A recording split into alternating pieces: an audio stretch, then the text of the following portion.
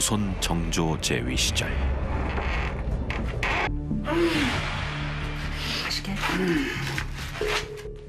흉가라고 소문난 집을 두고 두 사내의 내기가 시작되는데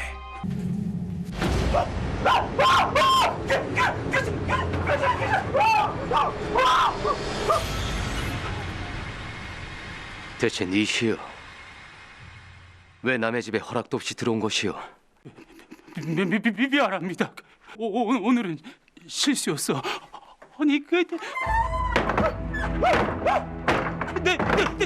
다시는 이런 일 없을 것이오. 귀신이 들린 것이 분명해. 아이고 무서워라. 아이고.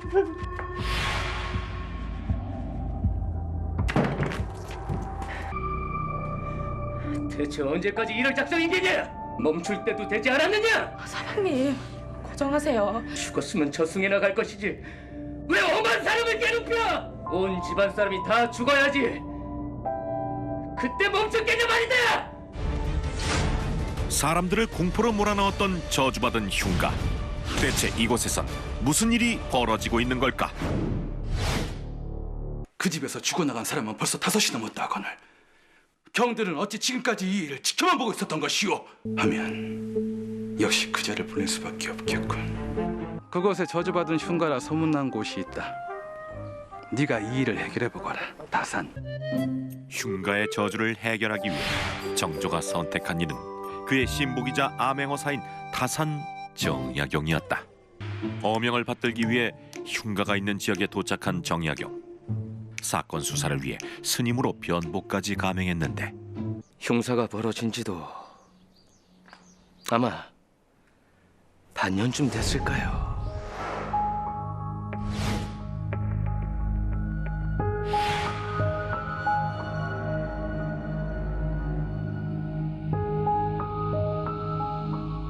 처음에는 그저 누군가의 장난인 줄만 알았습니다. 헌데 시간이 갈수록 그 도가 넘어서더군요. 원인 모를 병으로 복중에 있던 우리 아이를 잃은 것은 물론 몸종들까지 하나 둘씩 죽어나가기 시작했습니다. 남아있던 몸종들마저 저주가 무섭다며 도망을 갔습니다.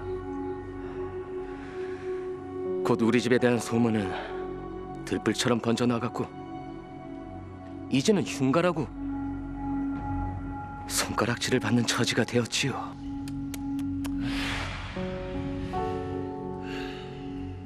쳐다보는 것도 무서워서 애초에 뻥 결로 돌아지라 간다니까. 이 동네에 소문난 그 흉가에 대한 얘기 중이시오. 건강하던 사람이 갑자기 죽어나가서 한동안 떠들썩했죠. 설명할 수 없는 궤변도 일어난다고. 아유 스님, 그래서 그 집에 저주가 씌었다고 하는 거 아니겠습니까요? 구대감 댁에 혹 적을 진 리가 있었소. 갑자기 구대감댁 얘기는 왜 물으십니까? 그 이대감댁 얘기하는 중 아니셨습니까? 뭐라? 그럼 저주받은 집이 또 있단 말이오? 놀랍게도 흉가로 소문난 곳이 또 하나 있었던 것.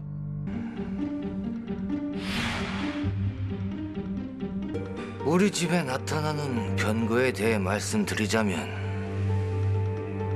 1년 전으로 거슬러 올라가야 하죠. 제 아들처럼 키워왔던 조카가 병거로 갑자기 떠난 일이 있었지요.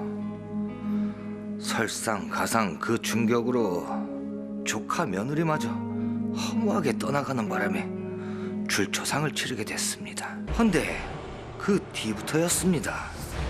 이상한 일이 생기기 시작한 것이요. 흉흉한 일이 계속되더니 어느 날에는 집안 일을 부리던 아이들까지 갑자기 죽어나가지 뭡니까? 저주받은 것으로 소문난 두 곳의 흉가. 원인을 알 수 없는 기이한 일의 연속에 정약용의 수사는 난항을 겪게 된다. 이곳을 다녀오신 겁니까요? 이 사돈끼리 참으로 딱하지 않습니까요? 사돈? 어찌 들은 내게 이런 것을 알리지 않은 것인가? 노이가 출가한 지 1년도 안 돼 벌어진 일입니다. 사람들이 수긍거리기 좋은 일이지요. 구설수에 휘말리기 싫어 말씀드리지 않은 것뿐이.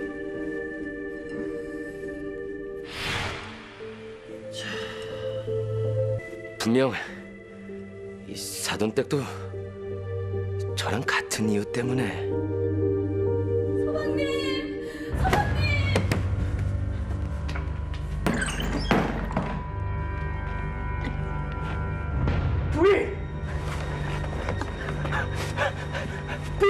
갑작스럽게 쓰러진 구성대의 부인. 한자리에 모인 구성대와 이연의 가족들. 벌써 이리 모이셨군요. 불편하시겠지만 앞으로 이곳에서 함께 지내시지요. 예? 대체 왜 그래야 되는 겁니까? 계속 그 집에 계시다간 또 인명 피해가 발생할지 모릅니다. 내가 그 저주를 풀어볼 테니 그때까지 이곳에서 함께 기거하시지요. 더 이상의 피해를 막기 위해 임시거처를 마련한 정약용. 그렇게 구성대와 이연의 가족들은 한 곳에서 함께 지내게 된다. 그날 밤.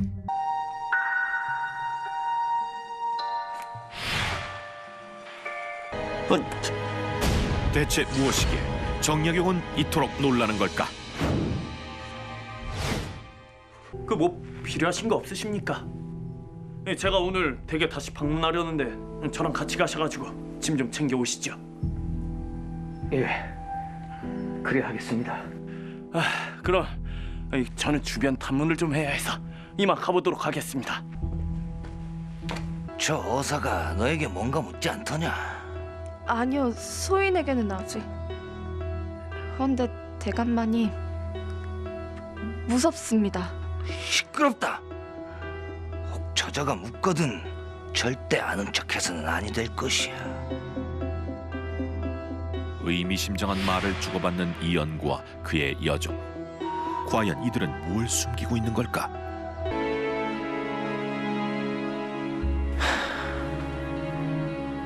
몸은 좀 어떠시오? 괜찮습니다, 서방님.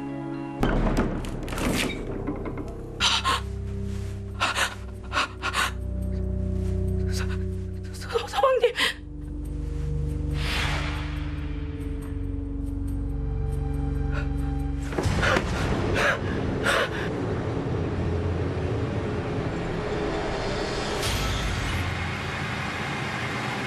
아가씨. 내 인연 죽었으면 곱게 저승이나 갈 것이지. 여긴 왜 떠돌고 있는 것이야? 진정 내 손에 또다시 죽어야지 정신을 차리겠느냐?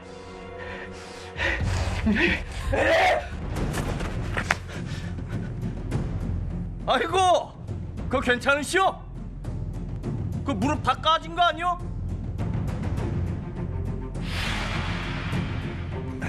설마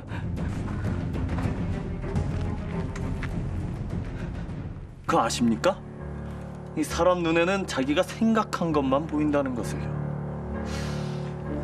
대체 구대감께서는 뭘 그리 잘못했길래 이 소복이 죽은 구여인으로 보였으려나? 또 죽인다는 말은 무슨 뜻이려나? 이제 그만 내게 사실을 털어놓는 것이 어떻겠어? 구성대를 쥐어가는 정약용. 대체 그는 어떻게 알고 이런 일을 벌였던 걸까? 며칠 전 수사를 위해 구성대의 집을 방문했던 정약용.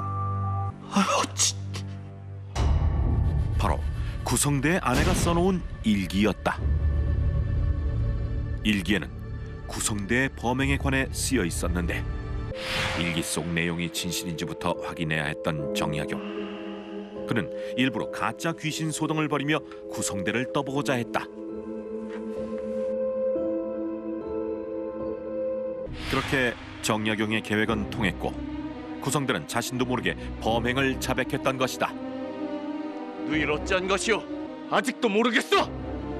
누이의 억울한 죽음이 이 모든 것을 만들어냈던 것은 죽은 구여인의 죽음 뒤에 숨겨진 진짜 진실은 과연 무엇일까? 1년 전 남편을 병으로 먼저 떠나보냈던 구성대의 누이 구여인. 작은 마님, 날이 춥습니다. 방으로 들어가 몸을 녹이시지요. 아니다. 서방님께선 차디찬 땅속에 계실 터인데 어찌 내가 따뜻한 방에서 쉴 수 있겠느냐.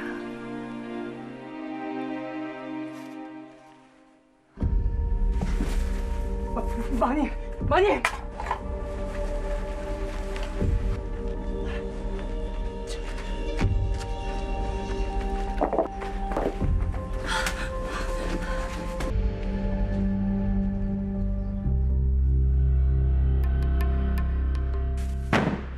뭐라?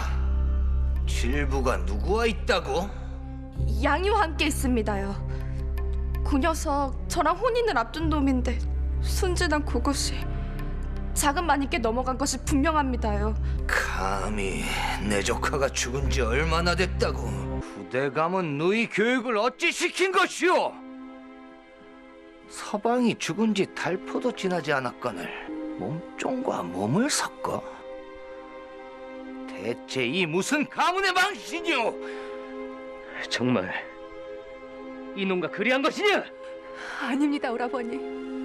절대 그런 일은 없었습니다. 소인이 봤습니다요.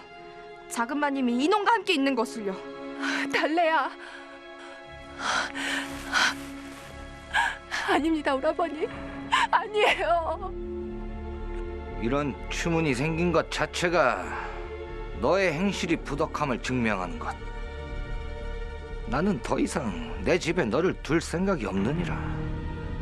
숙부님. 죽이든 살리든 좋으니 후대감께서는 당장 이것을 데리고 나가주시오. 모두 네가 자초한 일이다. 허니 억울해하지도 분해하지도 말거라.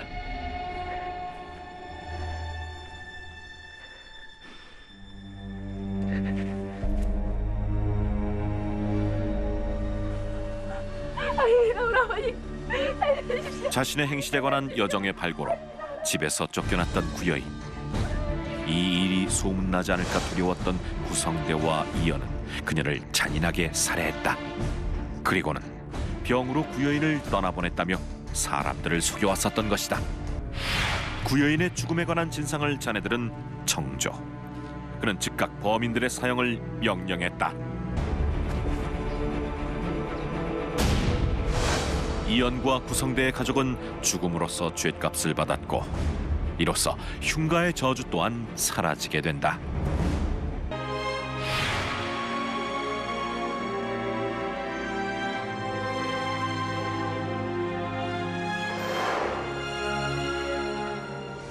구여인의 억울한 죽음과 관련된 이 사건은 조선시대 때 법 집행서인 심리록에 기록된 내용입니다.